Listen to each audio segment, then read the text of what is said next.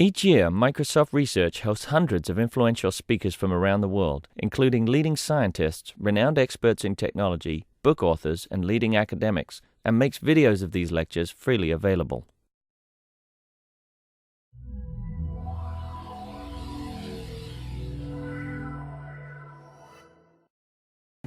It's my pleasure to introduce Tamar Isakovits, and she will speak on conjunctive grammars and synchronized alternating pushdown automata. Please. Thank you. So today I'm going to be presenting a joint work with Michael Kaminski. Both of us are from the Technion in Israel.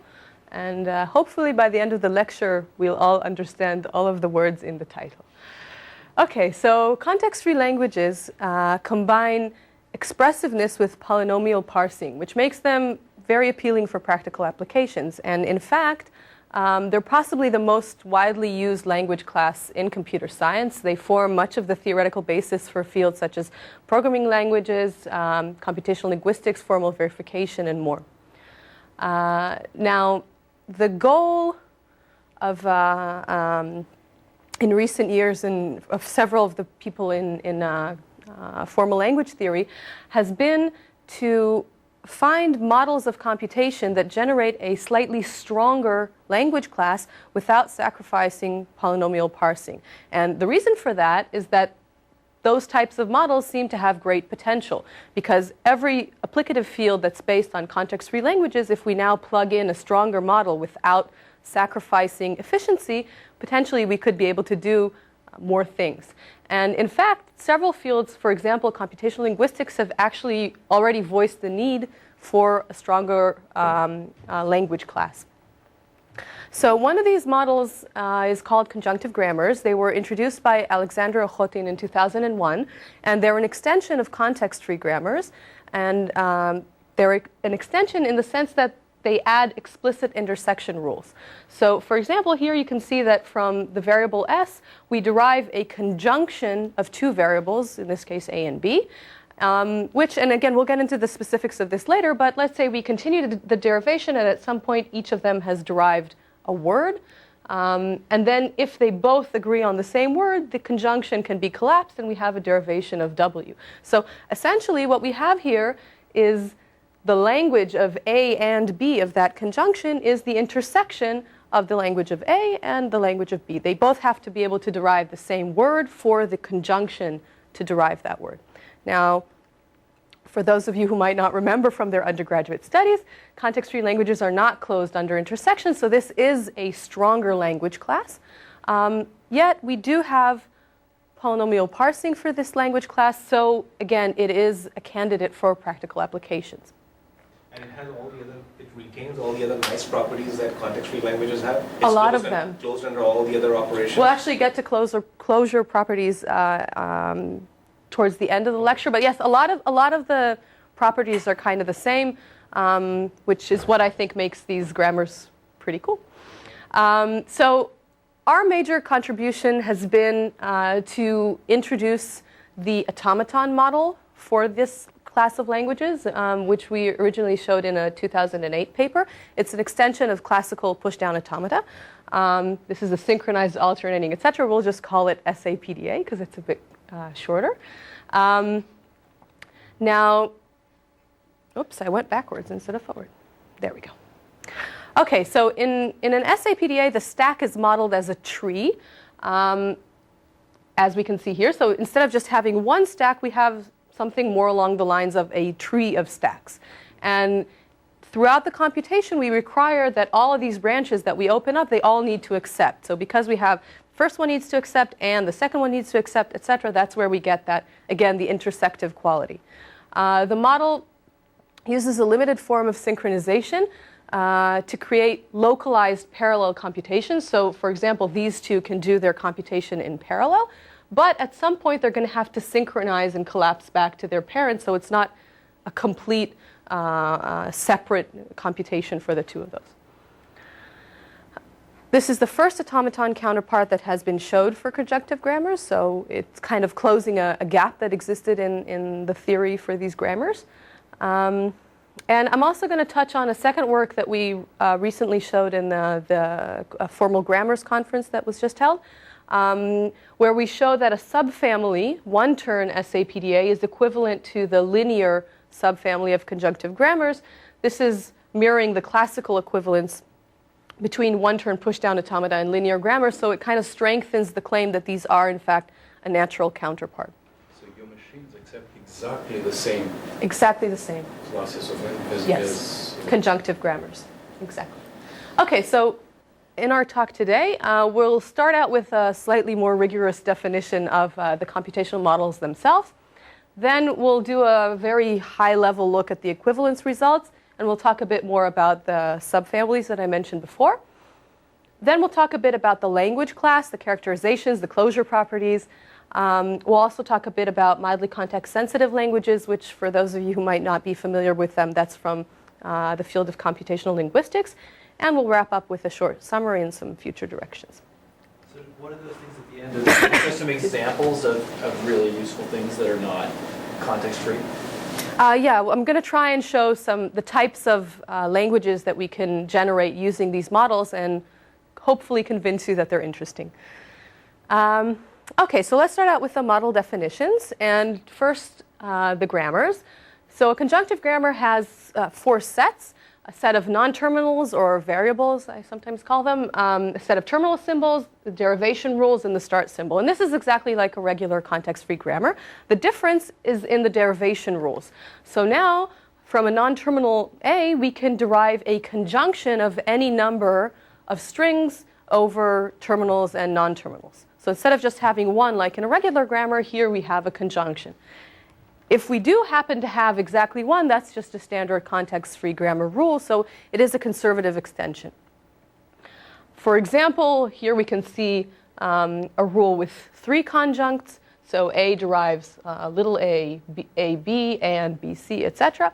Or we can also have the regular types of rules. That's fine. Okay?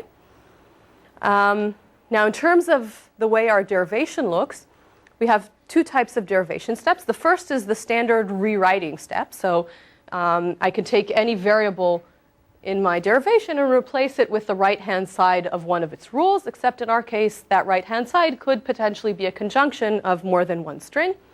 But now, once we've introduced these conjunctions, we need a method to kind of get rid of them, okay?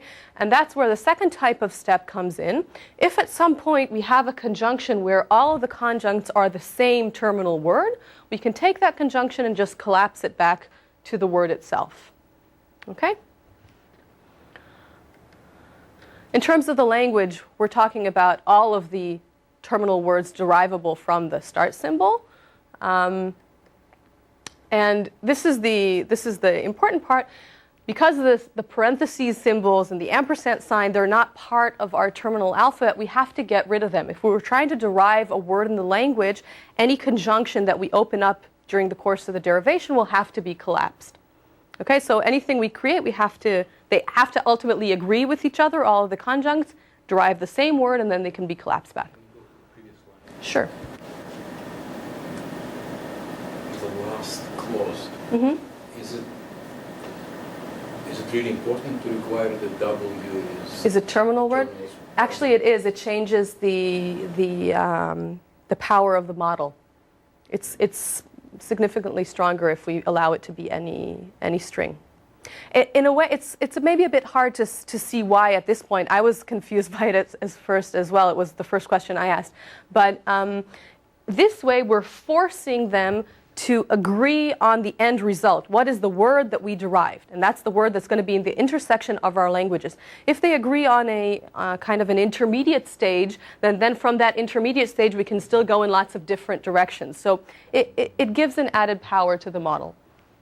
It is critical that it be like that. And actually, in the automaton, we'll see how there it's much clearer that it has to work in that way. Okay, so again, like I said, every conjunction that we open up will have to collapse back. And that's exactly what gives us that intersective quality. If we have a word derived from a conjunction, that can happen if and only if it is derivable from each and every one of the conjuncts independently. And again, that's what gives us that the language of A and B is the intersection of the languages. Okay? Let's see a quick example. So we're going to look at a conjunctive grammar for the multiple agreement language, AN, BN, CN, which is one of the simplest, most classic examples of a non-context-free language. And assume that we have a set of, in this case, 4 standard context-free rules that add up to the fact that the language of the non-terminal C is AN, BN, CM. So coordination of the first 2 sets. And in the same way, we can have another set of standard context-free rules where the language of A will be AM, BN, CN, so coordination of the last 2. And now, very easily, we can add a single conjunctive rule from the start symbol, which will give us that the language of S is the intersection of the languages of C and of A, which I'm sure you all agree is the multiple agreement language. Okay, so if it's a finite intersection of context-free languages, we can very easily show a grammar for it. And this is what the derivation looks like. We start out, of course, with this conjunctive rule. And then from this point on, both of these derivations are independent until we collapse them back. Okay, so let's just say we start with C. So we develop C in the regular way using the rules that we have. And ultimately, here we've reached ABC, the word that we were trying to derive. Now, same thing from A. And once I have that word on both sides, I can collapse it back, and that's a derivation of ABC. So actually, this will work for if you have AN, BN, CN, DN also. EN, you can keep doing this, right? Yeah. Exactly. Any questions at this point? Okay, so those are the grammars. And now, let's take a look at our automaton model. So again, SAPDA are an extension of a classical pushdown automaton. The interesting thing about them is that the transitions are made to conjunctions of state and stack word pairs. So, for example, let's say I'm in some state Q, and the next input symbol is sigma, and the top stack signal is X. So now I have 2 optional transitions. The first, I can transition to state P1 while writing XX to the stack and to P2 while writing Y. Or the second option is to transition to P3 while writing Z to the stack. So first of all, notice that we have more than one option. This is still a non-deterministic model, so there's many possible transitions. And also we can notice that if we only have one of these, if the conjunction is only of one pair, like in this case, then that's a regular PDA transition. So again, we have a conservative extension of the classical model. Okay? Now the question is, how in a pushdown automaton can we make 2 transitions at once? Okay, obviously a regular automaton can't cope with that. So for that reason, the stack of an SAPDA is a tree. Okay, and if I have a transition to n pairs, that splits the current branch that I'm in right now into n branches. So here you can see in the example, we had one branch with A at the top and the state was Q. We apply an appropriate transition, which in this case has 2 conjuncts. So we open up 2 branches, one with the state and the contents from here, and one with the state and the contents from there. Okay? Now once those are opened, the branches are processed independently. So for a portion of the computation, that's like having 2 separate automatons doing whatever they want. The question is, what happens if the stack's empty? Okay, a pushdown automaton can't continue its computation if the stack is empty. So this is where the synchronization part comes in.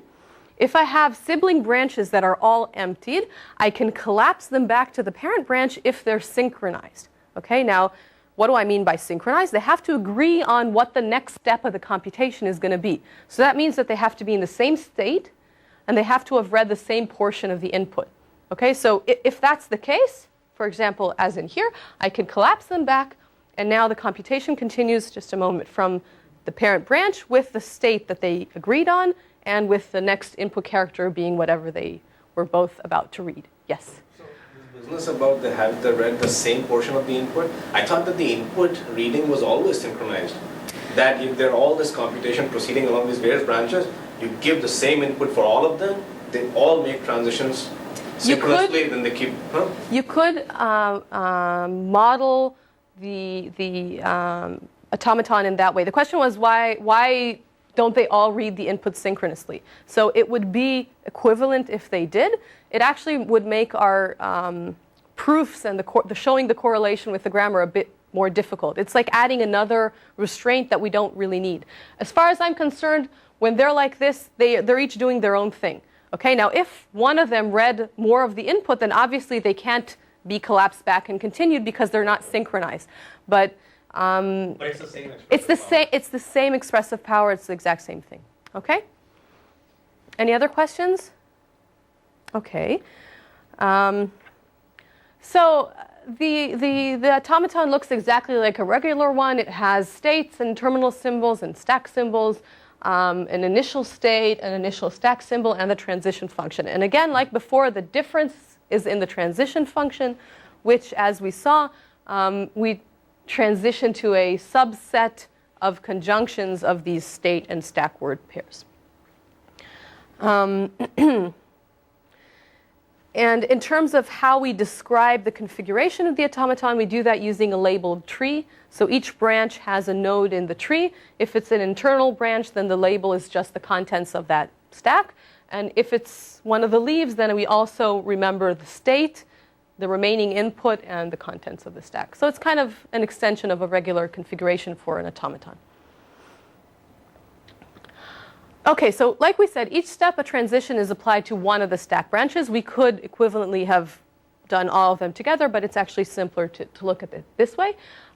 If a stack branch is empty, it cannot be selected. And if we have synchronous empty sibling branches, we can collapse them. And again, synchronous means that they agree on the state and on where they are in the input. So an initial configuration is, as you would expect, the initial symbol in the stack and the initial state. In terms of acceptance, throughout the talk today, we're going to be considering acceptance by empty stack. So we don't care what state we're in. We just need to empty the stack. The model does have an equivalent mode of acceptance using states, so exactly like with a classical pushdown automata. And the language, just even ignore this. The language is all of the words that have an accepting computation. Okay? And like we said before, because, think of it this way, we're going through a computation, we're opening up all these branches, but ultimately, to accept the word, we want the stack to be completely empty. So any branch that we've opened, we need to collapse. In order to collapse them, they need to be empty. And empty, in our way of looking at it, is kind of like acceptance. Okay, so all these little sub-computations that we open up, they all have to agree with each other, and they all have to accept. And again, that's where we get the intersective quality. What's the bottom symbol in the... That's the initial symbol in the stack. So when I start out my computation, that's what the stack looks like. It has just one root branch with that symbol in it. It can be any symbol. Somehow it gets eliminated somehow before you complete. That's up to how we define the automaton. But yes, ultimately we're going to have to eliminate it because we have to have a completely empty stack. Okay? Okay, let's see an example. And it's actually a bit more sophisticated than the previous one. Here we're going to look at the reduplication with a center marker language, which is all the words of the form $W, so a repetition of a series of symbols with a dollar sign delimiting the two repetitions. Okay? Now this is actually a pretty interesting language. You were asking before if we would show what type of languages we can accept here. So actually a lot of patterns that we see in those applicative fields that are currently using context-free languages to model what they're doing, they actually find all these phenomena that aren't context-free, and in this case have that form of a repetition of symbols. So first of all, we have copying phenomena in natural languages. For example, is she beautiful or is she beautiful? Okay, so we have a repetition of the same phrase with a connector as a delimiter in this case. Okay, we also have all sorts of patterns in DNA and that all sorts of microRNA patterns. Don't ask me what they mean, but they're pretty cool from what I understand. And again, they have a repetition of symbols with something delimiting in the middle. So this is a language that kind of describes something that we tend to see. Actually, I'll have another example that is similar to this, having to do with programming languages further on in the talk. Isn't this context free? No. It's not. It's not. WW reverse is context free, but WW isn't. But this one belongs to your Yes. thingy. Okay. Yes. All right. Not only, actually, that's a good question. Not only is it not context free, it is also not the finite intersection of context-free languages. So as opposed to the multiple agreement language that we saw before, which was just take two context-free languages and intersect them, here we can't take any finite number. We're going to have to do something a bit more sophisticated in order to be able to accept this language. Okay? Yes? Is a general XML document also an instance of this, where you have matching tags nested? No, because that's more like parentheses, and matching balanced parentheses is probably the classic context-free language example. Here we're looking for But you can have any word in the XML tag that has to. Oh, in terms of the tags themselves, yeah. It depends at what level you look at the XML. If you kind of look at it, maybe abstract it a bit to what it isn't, then yes, that would just be balanced parentheses, and then that would be context-free. If you actually look at the data that you're putting in and the tags that you're putting in, then that could go from from something like this to infinite alphabets and all sorts of interesting directions. So it depends at what level of abstraction you're looking at the XML. It's true that if you are looking to see the same string of characters for that opening and closing tag, then yeah, that would be very similar to this. Yes? It belongs to conjunctive grammars. Mm-hmm. And conjunctive grammars are obtained, the languages of conjunctive grammars are obtained of context-free languages by means of intersection. Mm-hmm. But you say this is... Right. So what we're going to have to do here is actually... How do you build it? Right. So give me one more slide. Okay? It's a good question. Give me one more slide. Okay. So we're going to construct an automaton for this. Of course, we could do a grammar as well, but I want this to be an automaton example. Kind of food for thought. It's not known whether reduplication without a center marker can be derived by a conjunctive grammar. So if I take out, we're going to really use that $sign to be able to build our automaton, or if we were building a grammar, then the grammar. The question is, if we take out that $sign, can we still do that with these models, yes or no? That's actually a question that Ochotin posed already in 2001. So it's not a new question, but it is a question. My next question. Okay. No, so specifically here, it is an open question. We don't know whether it's true or not. Again, in most applications, it's actually not critical because we usually do have some sort of delimiter. So it's still very useful, but we don't know if we could do without it or not. So if anyone has any ideas, you're welcome to. Yes, I'm just interested in this XML question. Okay. Sorry. So in XML, you'd have arbitrary other tag pairs in the middle. So would this be, does this have to be a constant, does the separator have to be a constant string in order for this to work out, or can it be something more general? I think as long as you know, you are able to 100% know that the delimiter has started at some point and ended at another point, as long as I know I can see that has happened, then it doesn't have to be a specific string. But I have to be able to recognize it. There can't be any guesswork in terms of the delimiter. It can be a really long string, it can be a lot of different options, but I have to be able to recognize it. Okay? Let's take a look at the construction. Hopefully you'll see a bit more how we use it. So I know I said we're going to do the reduplication language, but we're going to do something close, just so that it's not too complicated. We're going to do the same language, except you see that U part, maybe we have some extra characters after the $sign. Okay? And the reason that I'm going to do it that way is because that is really easily modified to be an automaton for reduplication, because all we have to do is add another branch that makes sure that the number of characters before and after the $, is the same number. So that's not the interesting part. That's a context-free criteria, just counting up and then counting down. So we're going to focus on the other part, and that's going to be the language that we define. Now to Yuri's question. So it's not a finite intersection. How are we going to do this? And the answer is going to be recursion. Okay, we're going to open up these branches, these conjunctive branches, based on the number of characters we have in our input word. And that's how we're going to be able to derive this language. So it's a pretty nice technique. Okay, so what's the idea going to be? For every letter in the first part of the word, okay, let's say this letter sigma is the nth letter from the $sign. Okay, what we're going to check is whether the nth letter from the end of the word is also sigma. Okay, if we do that for all of the letters here, then we will in fact check that the suffix of the input word is that W that we had before the $, and we've done our job. Okay? So, just to scare you a bit, this is the construction. We're not going to talk about it because it's a bit too technical for a slide. But just so that you can see, this is actually the recursive transition. We have the state is Q0, and the symbol I have in the stack is that bottom symbol. And now I have a conjunction where the right conjunct brings me to the exact same state. I'm again in Q0, and I have that same symbol in the stack. So this is the recursion. And now let's just look at an example to see how this works. So this is our input word. Our automaton is in the initial state. And now we come to read the first letter, A in this case. And let's see what happens. What we can see is that two branches have opened. The left branch is going to check that criterion that we talked about in the previous slide with regards to this letter A. So it's going to count how many characters until it sees the $sign, and then it's going to look for an A in the second part of the word and make sure that the number of letters after it is the same. Okay? And it remembers that the letter that it's looking for is A with this little subscript, and we'll talk about the superscript 1 a bit later.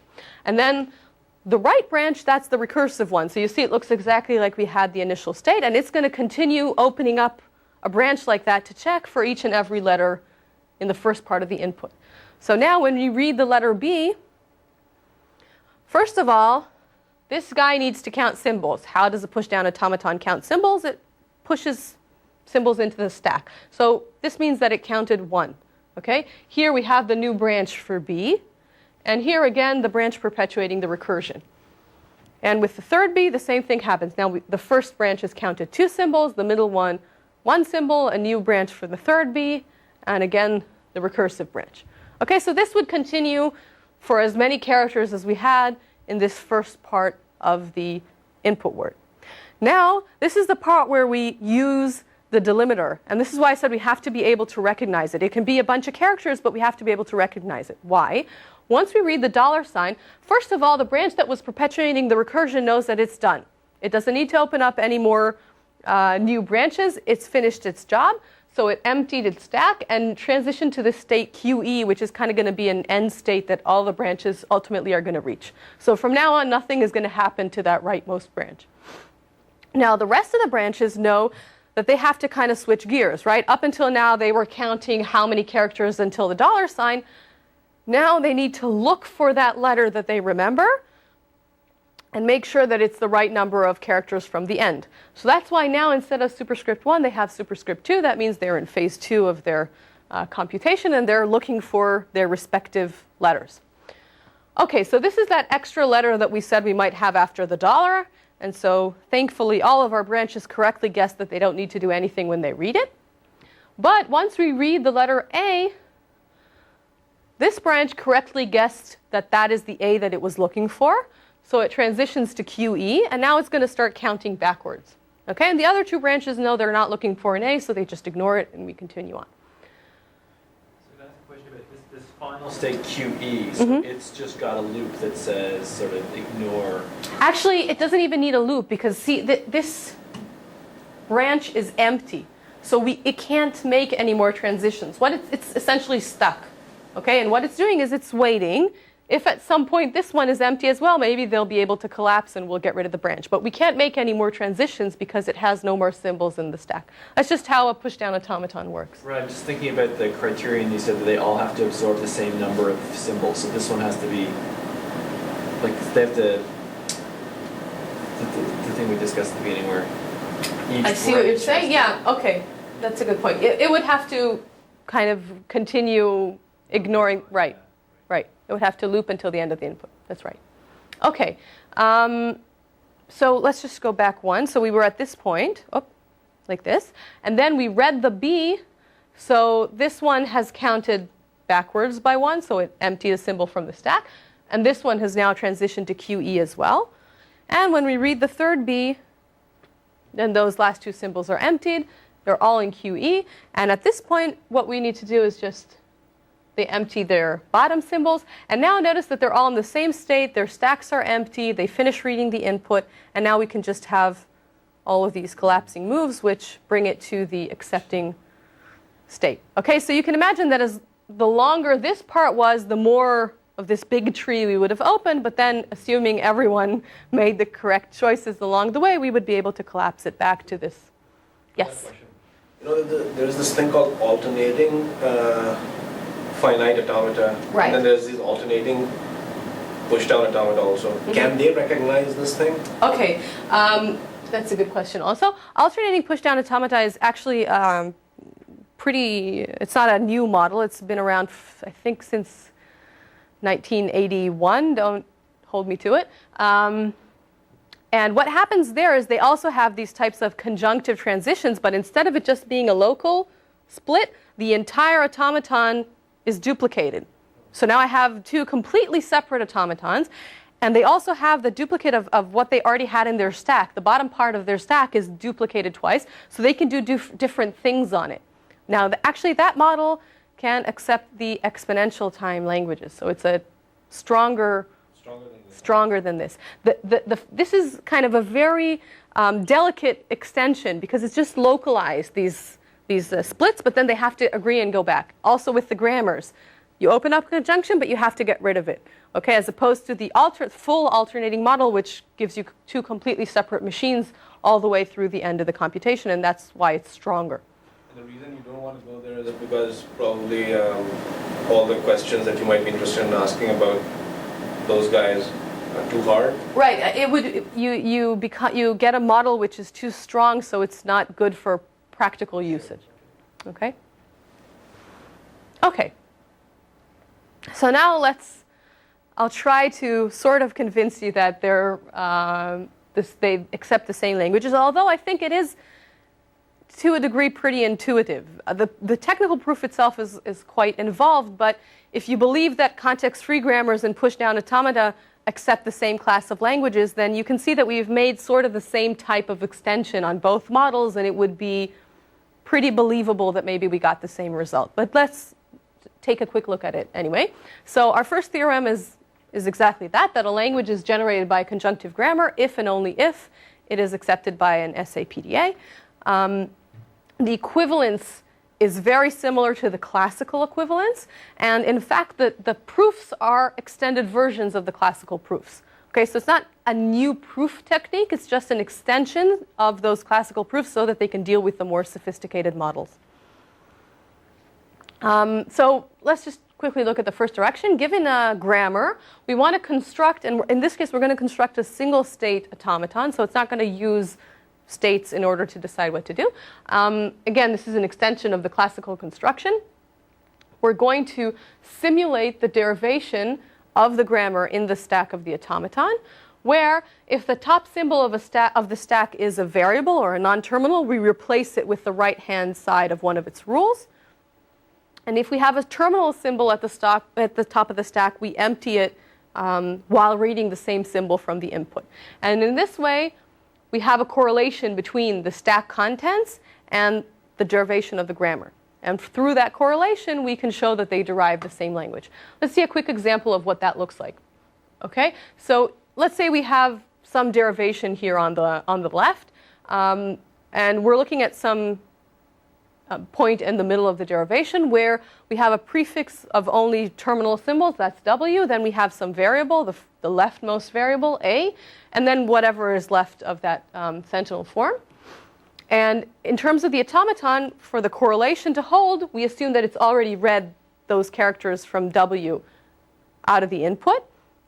And the contents of the stack is what remains from what we've seen in the derivation. So now, if the top symbol in my stack is a variable, we need to switch it with the right-hand side of the rule. So we look at what happens in the derivation. Let's say that here A is replaced with a conjunction where the leftmost conjunct is U, B, beta. Okay? So in the automaton, we remove A, open up the conjunction, and then we put the right-hand side of the rule into the stack. Okay? Now we have a terminal symbol at the top. So we empty these symbols while we read the same symbols from the input. So we empty U while reading U. Okay? And we continue in the same way. Now we have a variable, so we need to replace it with a rule. We go with the same rule that we had in the grammar. So again, it's replaced by that right-hand side. If we have terminal symbols, then we empty them. Okay, so it's just running the derivation of the grammar in the stack of the automaton. Okay? Let's actually go to the second direction. So in the other direction, given an automaton, we want to construct a grammar. Again, we're using an extension of the classical proof. Now, in the classical case, this is the easy direction. It's very, very simple to do this side. But here, it's a bit more complex. And therefore, we're not going to get into it. Okay, so you're just going to have to take my word for it. Now, an interesting thing to notice, the if proof that you just believe me is true translates a general SAPDA into a conjunctive grammar.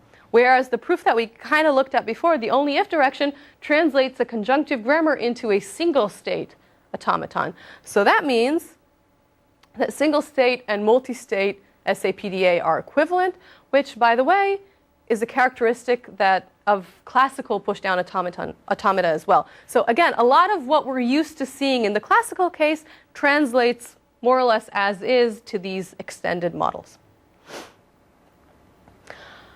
Okay, so let's talk a little bit about the subfamilies.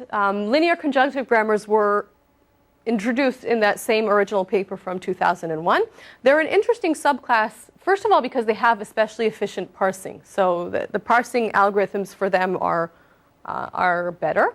Now, Hotin at one point showed that they are equivalent to a type of automata called trellis automata. They kind of have like a pyramid of states, where in each level, two states make some sort of joint decision as to what the state in the level above them is going to be. And the whole automaton wants that the top state at the top of the pyramid is going to decide whether it accepts or doesn't accept the word. So it's kind of an exotic type of automata. He showed that they are equivalent to just to this subclass. But that equivalence isn't something that can be extended to the general class of grammars. And who defined trellis automata? Same guy. No. That's not one of his models. No. Trellis is this thing. It's a restaurant in cooking. I think it's also trellis automata, and also sometimes it's called systolic automata. Don't ask me who defined it. There's a couple of names there, but I don't. Right? What? It's an old model. It's not as old as the alternating pushdown automata, which I do know who invented, but it's older than these models. So he did take it and show an equivalence to an existing automaton model, and he got some interesting results through that. It's okay. And when we say that a grammar is linear, that means that in all of the derivation rules, there's at most one variable. Okay, so let's say I have a rule for some variable A. It can derive a string or a conjunction of strings of whatever characters, but each string like that can only contain at most one variable. Okay, that's the same definition for a classical linear grammar. No, so each conjunct can only contain one grammar. So you can't have A derives BC. Okay, two variables. Okay, so what we're going to do is define a subfamily of our automata and show that they're equivalent to these linear grammars. Okay, so that will give us an equivalence in the general case, and also an equivalence for the subfamilies. Now, what's our motivation for this? Linear conjunctive grammars as a subfamily of conjunctive grammars are defined in exactly the same way as linear grammars are a subfamily of context-free grammars. So it's an analogous definition. Now, it's a well-known classical result, not very new, from 1966, Ginsburg and Spanier. that linear grammars are equivalent to one-turn pushdown automata. So that's why we were thinking, okay, if this is the classical result, let's see if we can define a one-turn version of our automata and show that that would maintain the same type of equivalence. Because again, we want to show that these new models kind of interact in the same way. So what is a one-turn automaton? So a turn is a computation step where the stack height changes from increasing to decreasing. Okay, so if I was going up and now I empty something from the stack, then that would be a turn. A one-turn automaton is one where in all accepting computations, they have just one turn. So the stack height goes up, up, up, up, up to a certain point, and then from that point on, it's only empty. Okay? So along the same lines, we want to define a one-turn SAPDA. And essentially, what it is we say, okay, the tree can grow in whatever direction it's going, but at some point, it's going to collapse back. So the same criteria, but on a branch level. Okay? By the way, note that the fact that we're requiring at least one turn isn't limiting, okay? Because we are looking at acceptance by empty stack. We start out with one symbol in the stack. We need to end up with no symbols in the stack, so there has to be at least one turn in every accepting computation. What we're demanding is that there be at most one turn, okay? Let's actually just look at the animation I have here. So the way we're going to define what a turn is for every branch, we're going to expect to see three phases. Okay, the first phase is going to be increasing transitions applied to that branch. The second phase, maybe we have a conjunctive transition, opens up some branches, does whatever it does in that part, and in the end, collapses it back. And then the third phase, decreasing transitions on that branch. Okay? So first, we go up, we open branches if we do that, collapse them back, and then decrease. Now notice that if this is a classical pushdown automaton, then there's only one branch. There's no second phase because we can't open up those conjunctions. And then all we have left is phase 1 and phase 3. So increasing and then decreasing, which is exactly the classical definition. So we've just taken a straightforward extension of that. And happily, we did get the equivalence that we wanted. So just like in the classical case, we have that language is generated by a linear conjunctive grammar if and only if it's accepted by a one-turn SAPDA. And again, the fact that this mirrors the same type of equivalence as we have in the classical case strengthens the claim of SAPDA as a natural counterpart. And by the way, we also get their equivalent to trellis automata. Okay?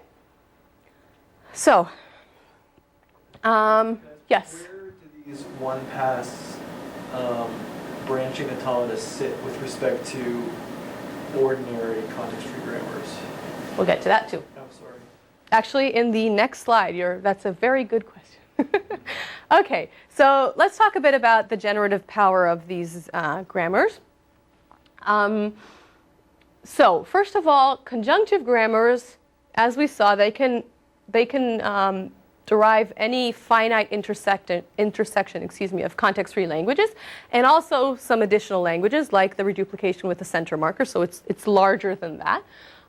In the same way, linear conjunctive grammars can derive any finite intersection of linear grammars and also some additional languages, because reduplication with a center marker is actually a linear conjunctive language. So it's the same example works in both cases.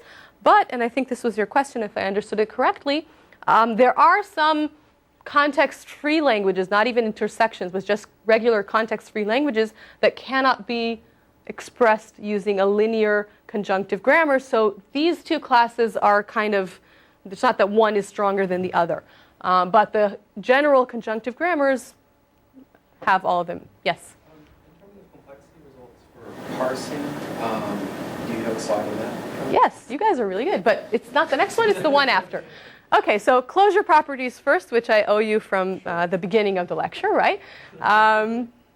So union, concatenation, intersection, clean star, very, very easy to do that just using the grammars, right? You can just, as you would in the classical case almost, and we saw an example of intersection, so that's pretty easy.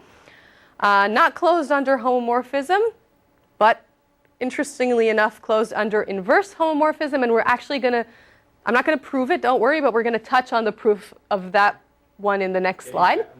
Can you tell me what closure under homomorphism means? I'm not familiar with that term. Sure. A homomorphism is just a function which translates a letter in the alphabet of the original language into a word over possibly a different alphabet. So it's kind of like a transformation that you apply to the language.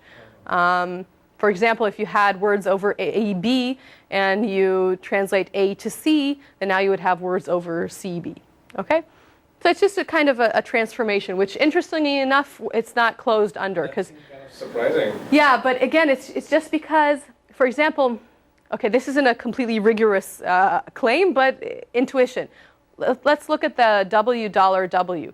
Okay, if we had a homomorphism that took that $, you can also, since I'm copying it to a word, translating it to a word, that could be the empty word. Okay, and that way I could just get rid of that $, and we said, hey, that's an open question.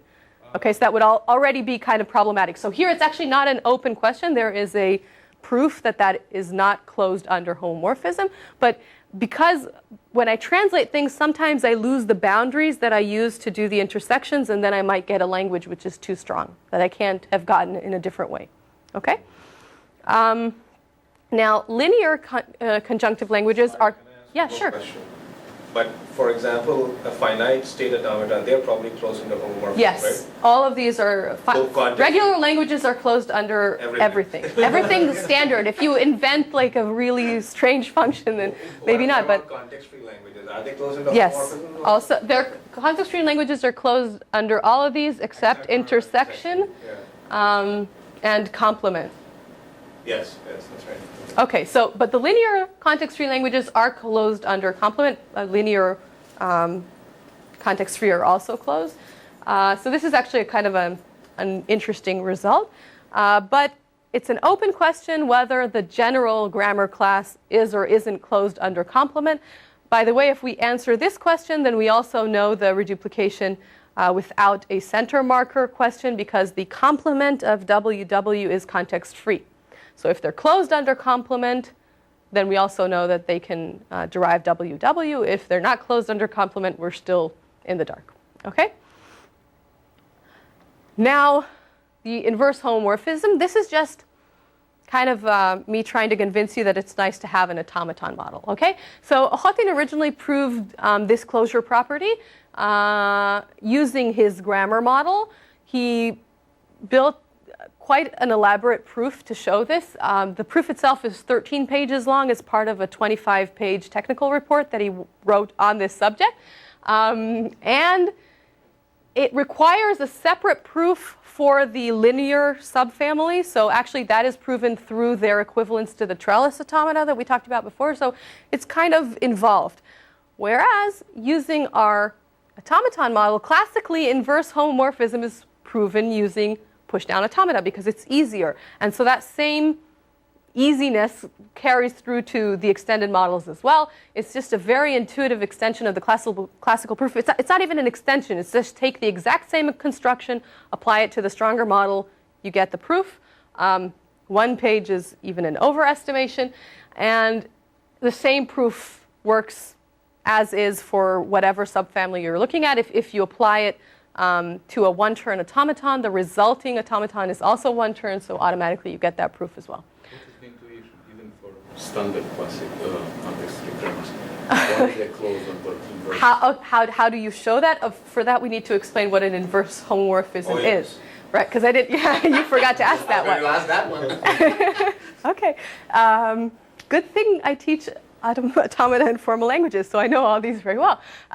Inverse homomorphism is kind of sort of backwards from what I said before, but it's not completely backwards because the translation of a letter to a word is not necessarily 1-1. Okay, so you can't just say it's the inverse function. Okay, so what you do is it looks at a word, and the inverse homomorphism of that word is all of the words that could have been translated to that word. So it might be more than one. Okay, let's say the letter A is translated to the letter C. Right. I have to define a homomorphism, and then the inverse is all of the words that would have been translated to that word. So again, let's just not look at words. Let's look at letters. So let's just look at letters for a second. Let's say that my homomorphism says that both the letter A and the letter B are translated to the letter C. So the inverse homomorphism of the letter C would be the language A and B. A, comma B. Okay? So it's kind of a more sophisticated or complicated closure property to explain. But if you're familiar with it from the classical case, then again, it's the exact same thing. It works in the exact same thing. The construction is very similar. The automaton essentially just takes the input, translates it under the homomorphism, and checks whether the original automaton would have accepted it or not. It's not that difficult, but I just don't want to get into it at this point because we won't have time to finish the lecture. Okay, so this is an example, though, that shows how having the automaton model, apart from just theoretically, it's nice to have an automaton to go along with the grammar. It also gives some added intuition. In certain cases, it can simplify proofs. So, okay. Decidability problems or membership, the most important one possibly. So for linear conjunctive grammars, the best algorithm has quadratic time and linear space. And for general grammars, it's cubic time and quadratic space, which is the same as in the context-free case. So again, we've gained some power, but we haven't had to pay in efficiency, at least not in terms of the order of the efficiency. The sort of bad news is that emptiness, finiteness, equivalence, inclusion, regularity, all of these properties are undecidable. I know that for people in formal verification, usually this is the one that makes them the saddest because lots of techniques do some sort of whatever, and then they check if the automaton is empty. So we can't check if it's empty. But again, the membership is decidable efficiently, so that would be the major redeeming feature of these models. Okay. I want to show you a really quick example of what could be done with these grammars. This is by no means an actual application. It's just kind of a maybe proof of concept or food for the thought or something like that. Don't take it too seriously. We have a very silly programming language called printvars. It has 3 parts. Let's just look at an example. The first one, we define a set of variables. In the second part, we assign them values in whatever order. And in the third part, we just write them back out, and then the output just prints to the screen the values of those variables. So extremely simple programming language. Not very useful, but okay. Now, a printvars program is well formed. At least let's show parts of the specification. First of all, it has the correct structure according to what we saw in the previous slide. And also, we want to say that every variable that we used, we actually defined. Every variable that we defined, we ended up using. We assigned a value to every variable that we defined, and we didn't assign a value to a variable that doesn't exist. Okay, so sort of making sure that everything's working properly. Okay, so item 1, we can easily define a context-free grammar that spits out the correctly structured programs. That's the classical context-free language. But if we look at items 2 through 5, that actually amounts to something which is kind of like reduplication with a center marker. Because, for example, we have that list of variables in the beginning that we're defining, and then we have to sort of have the same list exactly, maybe a permutation with values assigned. So it's sort of similar to that copying of, or in this case, a permutation, and it's not context-free. Okay, we can't build a grammar that will actually encompass all of these 5. That's kind of surprising because at least number 2, all used variables are defined. You might be able to do one of them, but not. I was just saying that, this is no, the I standard think all thing of them, though.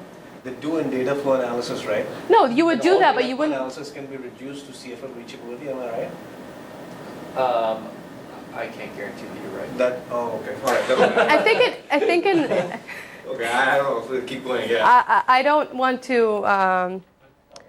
But this is transformation. Huh? All used variables.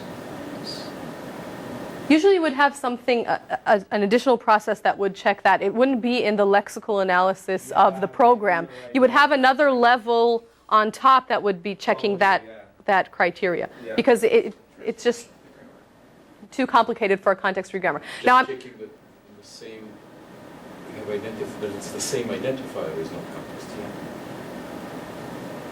So twice come across the same variable, you know, this is already not context. Okay.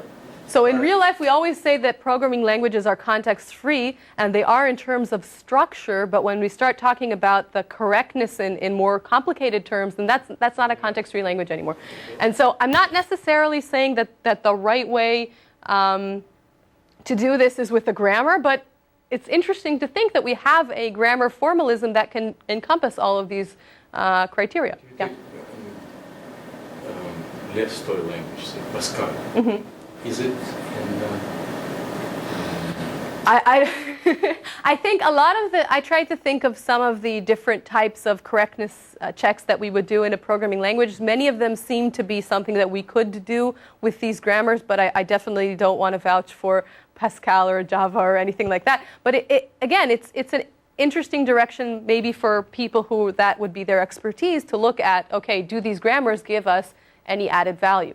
Okay, so let's just really quickly look at what this would look like. From my start variable, I'm actually deriving a conjunction of 5 variables, one for each of the items on the previous slide. So each one of those variables is going to be in charge of deriving only the strings that meet that specific condition, and then the conjunction of all of those will give us all the well-formed programs. So the structure is just regular context-free rules. We won't get into that. That's what we're used to seeing. And let's look at, for example, at defined use. So we want to make sure that all the variables that we had in the definition section are also going to appear in the print section. We're going to use them. Okay? So define use first makes sure that we have this vars token for the beginning of that section. And then we have another variable which is actually going to do that check. Okay? Check defined use. So for that, we're going to need a variable that derives all strings, x. Okay, we're going to use that. And now let's look at this first option. So assume for a moment that the name of the first variable is a. Okay? So in that case, what we would want to see is that a is the first variable. Then we have whatever other characters. This would be the other variables that we're defining. Then we have a valid vals section, the middle section where we put the values. Then again, any characters, that a showing up a second time, and any character. So this means that the a that we saw first in the definition section will appear somewhere in the usage section. Okay?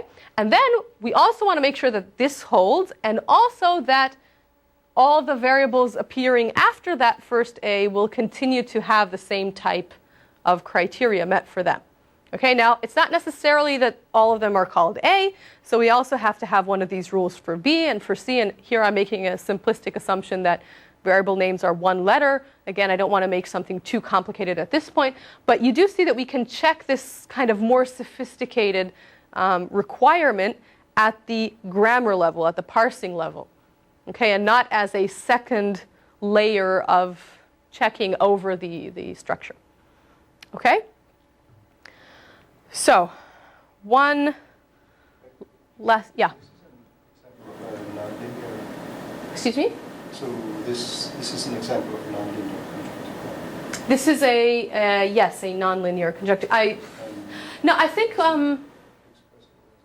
think it might be expressible as I'm just saying W, because this is a little bit similar to the $W language, that one is linear. It could be that this could somehow be reworked to be linear, but I'm not sure. And I'm not sure if the structure that I defined before is even a linear context-free language or not. So maybe yes, but I'm not sure. It would definitely make it a little bit more complicated to write out. In languages like Perl, they have like these extended regular expressions, which are much richer than actual regular expressions. Do you know if conjunctive grammars, are they more general than these extended regular expressions? Can you give me an example of what type of extension? Because regular expressions generate regular languages, so that would be even weaker than context-free languages. Yes, but so in these extended regular expressions, you can usually have like constraints that two like variables in a sense have the same value, so you have equality and so forth. Okay. Like they're not really regular expressions. To this. What's that? I think the answer is no. That there are things in those regular expressions that can't be expressed here because I believe that someone has proved that there's no polynomial time Parsing. Okay. for solving them, whereas there is a polynomial time. Okay. Actually, the question, by the way, of okay, given a language, is that expressible using a conjunctive grammar, yes or no, is not an easy question, as opposed to context-free languages where we have a pumping lemma, so we can kind of say, okay, that can't be. We've made sure that isn't possible. Here we don't have a pumping lemma, so we do have that kind of very rough. If it's exponential, then no, we can't do it. But for all the polynomial time languages, there is no kind of standard methodology for proving that a language is not is not a conjunctive language. Excuse me. Okay, so that's another sort of open question. Okay, so negation would already be negation would be, again, that holds for the linear subfamily, but not. We don't know if that's true for all of them. Yeah, Houghton actually also invented Boolean grammars that have the same type as here, but they also have explicit negation in them. So there's also that type of conjunction and negation. Another extension. Yes. No, it's not.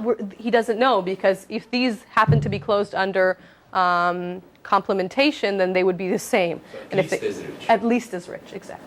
And also in polynomial time? Yes, I believe so. Yes. Okay. So the last thing I want to talk about in this lecture are mildly context-sensitive languages. They come from the field of computational linguistics. Now, computational linguistics as a field, what they want, what their holy grail is a computational model which exactly describes natural languages. Which, of course, is a bit impossible because we can't agree amongst ourselves what exactly is a natural language, but that's what they're trying to do. And originally, actually, what they considered was context-free models. Context-free grammars were suggested as introduced as a natural language grammar initially. Ended up not being too good for that and being really good for programming languages. But a lot of other natural language formalisms are also essentially context-free. But they found out that there's lots of non-context-free structures in natural language, for example, that copying phenomena that we saw earlier. So it led to an interest, again, in a slightly extended class of languages, which came to be known as mildly context-sensitive languages. So something between context-free and context-sensitive. And there was also a paper from '94 which showed that several existing formalisms that they had been looking at all converged to the same group of languages that met the criteria for being mildly context-sensitive. So that kind of made them all a little bit more sure that maybe this was the right way to go. Okay, now this kind of slightly extended class, that kind of sounds like what we've been doing. So let's take a look at how conjunctive languages relate to mildly context-sensitive languages. So mildly context-sensitive languages are loosely categorized. It's not a specific definition, but they have like a couple of criteria that they need to meet. So we'll just go criteria by criteria and see what happens. So the first one is that they contain the context-free languages. Okay, we do that, right? We contain the context-free languages. The second, they contain multiple agreement, cross-agreement, and reduplication. Also good. Sorry, what are those words mean? Multiple agreement is the original language that we saw, the AN, BN, CN. Reduplication was the WW language, and cross-agreement is like this, AN, BM, CN, DM. So it's just classical examples of non-context-free languages, which are non-context-free, but not too much. It's not like the language of all primes or something like that, okay? They're polynomially parsable, check. They're semilinear. This one, we're not, we don't hold to that one because we have a conjunctive grammar for, I'll explain. We have a conjunctive grammar for this language, which has exponential growth. That means that it's not semilinear. What does that mean? If I look at all of the words in the language and I kind of order them according to their length, then in a semilinear language, more or less they grow at a constant pace or at a linear pace, okay? In an exponential language, the gaps in length can grow exponentially, okay? Now, it makes sense that natural language wouldn't be one that had exponential growth because it sounds reasonable that that wouldn't be something that we would be looking for. And here we can derive these types of exponential languages with a conjunctive grammar. So on the one hand, that means that maybe we're not an exact characterization of natural languages, but if we're looking at this through an applicative point of view, we still have the applicative potential because we do hit on all of these things that they say that they need, and especially the polynomial parsing, but maybe we could do some extra things that we don't need. So if you want to use these types of models for an actual natural language application, it's possible, but they wouldn't be a good candidate for a formal description of natural languages, perhaps. Okay, let's wrap up. Baloney. Maybe. Like, you know, if you can, it seems like from a usefulness perspective. Right. This is something. Characterize more languages. That's good. It took me a while to understand this as well, because I don't consider myself a computational linguistic, but we do tend to be at the same conferences and stuff. We travel in the same circles. So. I think you do as good as anybody, because the problem is completely bogus. Why it's bogus? Because if you take a natural language, a set of phrases, not a set. Just not a set. Because there are always will be phrases that we disagree. Are they say English or not English? Right.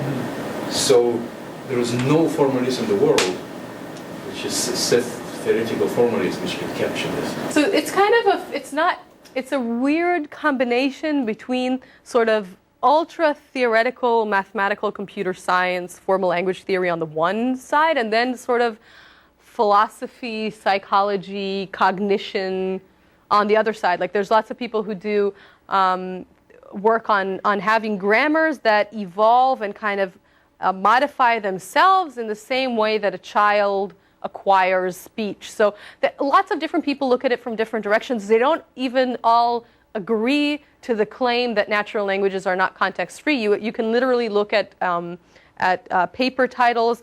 One is natural languages are not context-free, and then the next one is natural languages are context-free, and then the next one is no, they're not, and then the next one, yes, there are. But what they're trying to do is not build something that has to do with natural languages, but rather to describe what that is, which is difficult, and I don't think any of them expect to succeed, but it's the quest that drives them. So again, in terms, if you were a computational linguistic, you would say, hey, that's not an exact characterization, but this is what I'm saying. It's still useful if you want to actually build something using these grammars. Okay, so let's just a quick wrap up. I hope I've convinced you that conjunctive languages are interesting. The main two characteristics that we've talked about is that they have a strong, rich class of languages that can describe structures that we can't describe using context-free languages, but yet that they are polynomially parsable, so we can consider them for actual practical applications. They also have, in my opinion, a third characteristic which is very, very important, and I think that because their models of computation are very intuitive relative to what else is going out there, they're intuitive, they're easy to understand because they highly resemble the classical case. So if you're not interested in the theory, you don't have to go into all of the ins and outs of the proofs. But if you're familiar with context-free languages, context-free grammars, and pushdown automata, you look at these models and you say, you know what, that's quite familiar. Okay? And that's not true of all of there's a bunch of other slightly extended models out there. I find a couple of new ones every day, but most of them are pretty exotic. So it takes a while to figure out what they do. And I think the fact that these are very intuitive and familiar would make them appealing for possibly a wider audience of people, and maybe would make them easier to kind of plug into some sort of application. In terms of specifically our contribution with the automaton model, so again, it is the first model that's been presented for these grammars.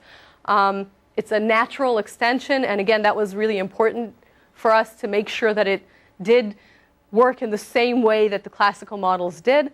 And as we saw, it gives some additional intuition. It can help simplify proofs, like in the inverse homomorphism example, so it kind of helps round out the theoretical basis for these languages. In terms of future directions that we're looking at right now, there are two main directions. The first is broadening the theory.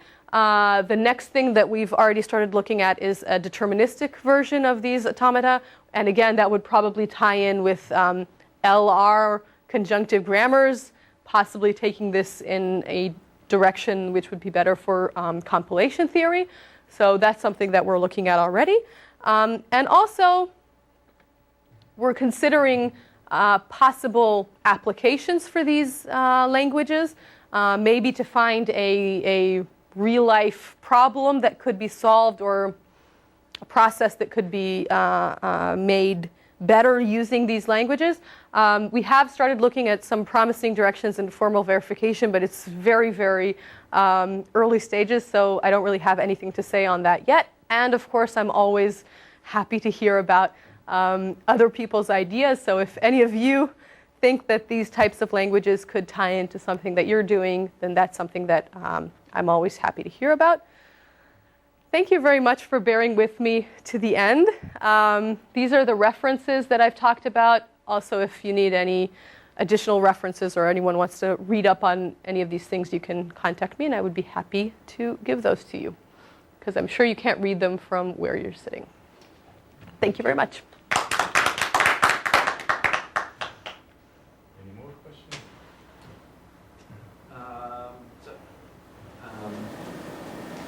So it is true that in like most used like modern programming languages, there are a bunch of features that are not context-free. That are people pull various different hacks in order to parse them. It'd be nice to be able to clean that up a little. I think almost all actual applications which theoretically are taught as based on context-free languages, when it comes down to it, they're dirty around the edges. Exactly. So I could give you, if you're interested, I could give you some reference to that, just to.